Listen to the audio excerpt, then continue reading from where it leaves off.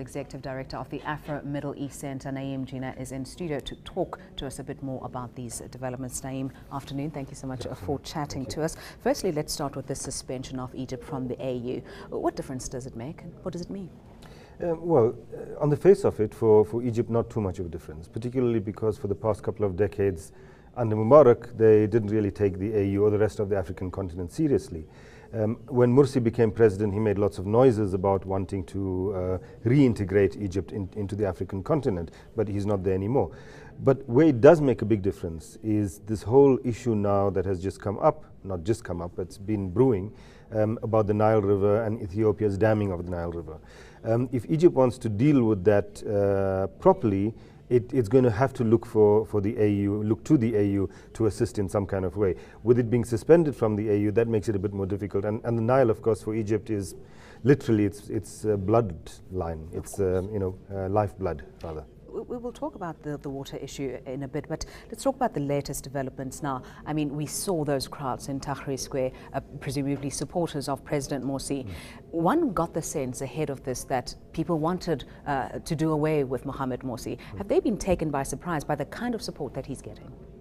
No, I think that it's the way that the whole issue has been spun. Because since Sunday, when when the big protests began, there were two big protests. Probably not the same size, and quite possibly the pro-Morsi ones were smaller, but they were huge, in the millions in both protests. The focus was largely on the anti-Morsi protest, and even when the focus by who? The focus by a lot of the media, but also by the opposition trying to detract attention. So even when the General Al-Sisi made his announcement of the coup, effectively, he said, and then Baradei after him, who's going to be the new prime minister, it seems, also said that this is the will of all the Egyptian people. They said that while there were millions of people still on the street opposing that action. So this shouldn't come as a surprise. I mean, the reality is that the Muslim Brotherhood candidates, the Freedom and Justice Party candidates rather, won 74% of the seats in the parliamentary election. Morsi got elected by a majority, very slim majority, but a majority nevertheless. So they do have huge support on the ground. It's not all Egyptians that are opposing him. What can we read into the role played by the military here? Well, there's lots of argument about this, but my view is that when Morsi came into power, he in a sense made a deal with the military. He accepted their demand that they drop their own budget, that there'll be no transparency into their financial affairs.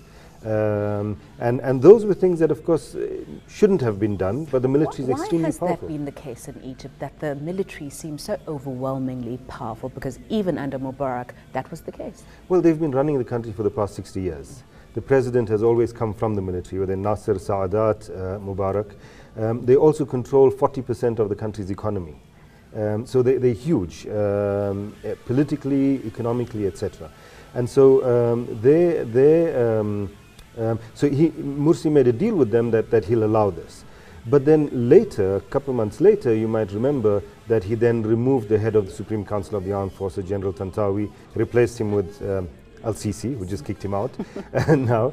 And I think from that point on, the military began to feel that this guy is he's flexing his muscles a bit too much, and he could become a problem later. And so they were biding their time for the right opportunity to strike against him. And the opportunity presented itself now, with millions of people literally taking to the street against him, was the opportunity for the coup. How's this going to play out in your view?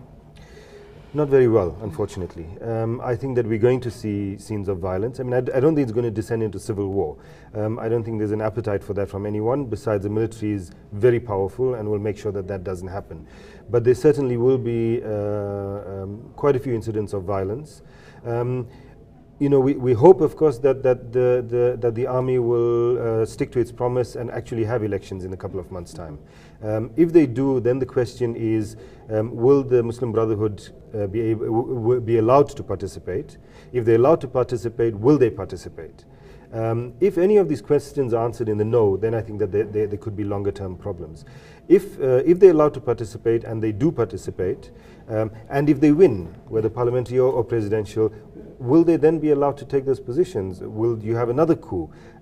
So I think things are very shaky and unpredictable in the next few months. Naeem, thank you so much. We'll be watching developments there very, very keenly. That was Naeem Jeenah from the Afro-Middle East Centre. News that moves. eNCA.com.